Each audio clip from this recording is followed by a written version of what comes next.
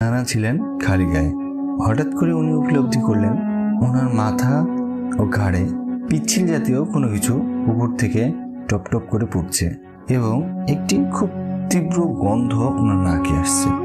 নানা উপরের দিকে তাকিয়ে হাতে থাকা টর্চ লাইটটা ফেলতেই দেখতে পান বামন আকৃতির মানুষের মতো কিছু, যা গাছের সাথে উল্টো হয়ে বাদুড়ের মতো ঝুলছে এবং একভাবে নানার দিকে বড় বড় চোখ করে তাকিয়ে আছে।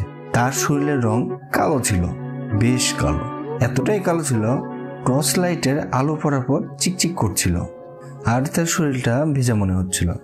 সেটি দেখে নানার শরীরের সব লোম ভয়ে দাঁড়িয়ে যায়।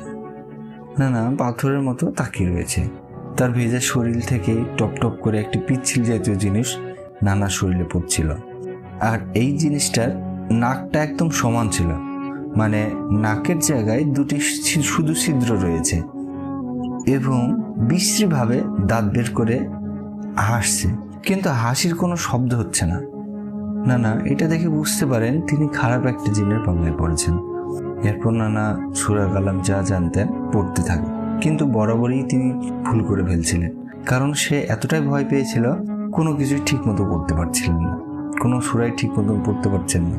হঠাৎ করে ওই জিনিসটা নাকি সুরে বলতে থাকে, হ্যাঁ রে খালেক, তোর দেখে অনেক সাহস, তুই পায়ে পা দিয়ে আমার সাথে ঝগড়া বাঁধালি। আমি কি তোর চলার পথে কোনো বাধা সৃষ্টি করেছি? আমি কি তোর কোনো ক্ষতি করেছি? তুই গায়ে পড়ে আমার সাথে লড়াই করতে চাইলি?